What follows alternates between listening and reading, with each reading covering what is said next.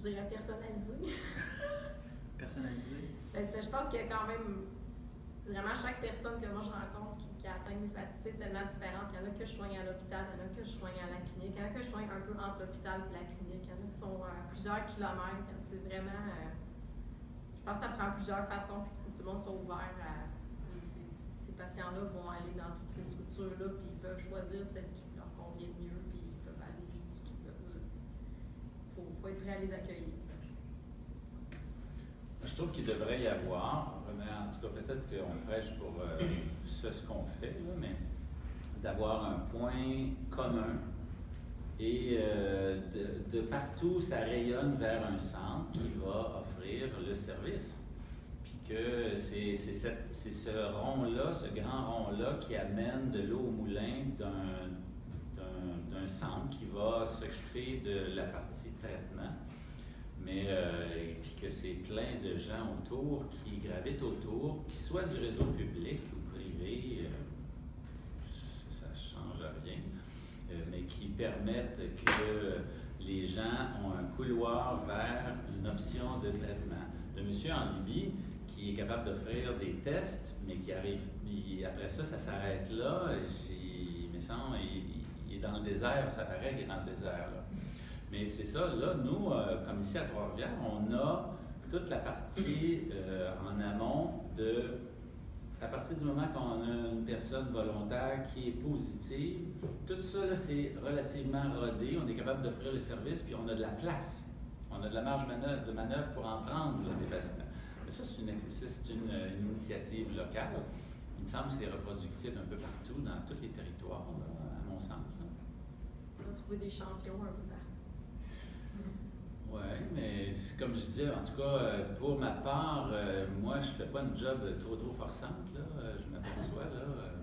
Je veux dire, l'équipe autour fait le travail pour nous autres, là, que ce soit Hépatite Ressources ou que ce soit le service avec qui j'ai fait affaire, là, j'oublie toujours les noms, là.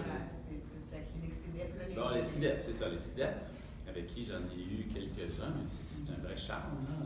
Ma job est super simple comme médecin, là, comme traitant. Fait que c'est pas la job du médecin, c'est pas le point central, le plus important. Là. Je pense que c'est tout le reste, ce qui vient avant. Là.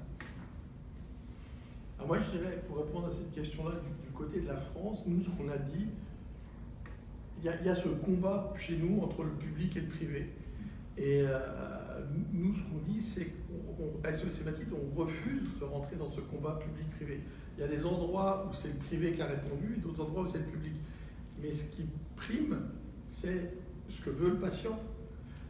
Il y a quelques années, quand on avait le Boceprevir et le Telaprevir, les premiers médicaments qui étaient difficiles à supporter, etc., on avait organisé par région ce qu'on avait appelé des RCP, des réunions de concertation pluridisciplinaires. Il fallait envoyer une fiche pour avoir le droit de commencer un traitement. Et donc, il y avait le professeur de la région, de l'université qui était là et qui disait, celui-là, il faut mettre tel traitement. Et la fiche, quand tu regardais, tu mettais homme, 50 ans, A2, F2, génotype 3, 1,4 million, transaminase élevée, point. Et je disais, mais vous traitez un virus ou vous traitez une personne? Est-ce qu'il est marié? Est-ce qu'il a un travail? La fiche, c'était ça. Tu décrivais le virus, la charge virale, les transaminases, le score de fibrose, et tu ne parlais pas du patient. Et le patient, si à un moment, c'est vous les Canadiens qui nous avez appris ça, le réseau primaire, c'est le réseau du médecin, et le réseau secondaire, c'est le réseau du patient. Et dans une maladie chronique, le réseau secondaire est plus important que le réseau primaire. Dans une maladie aiguë, tu viens me voir en consultation, tu as une appendicite, moi je vais t'envoyer chez le bon chirurgien, etc. C'est une maladie aiguë. Là, c'est à moi d'avoir le réseau.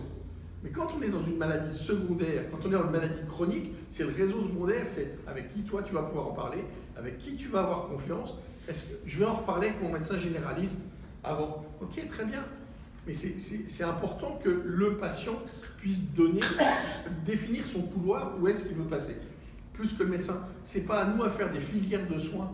Les filières de soins, elles sont importantes dans les phases aiguës. Mais dans toutes les maladies chroniques, les filières de soins, elles doivent être co-construites avec le malade. Ça, c'est hyper important. Il faut qu'on se défende pour dire on réclame le droit et on exige de travailler à la co-construction.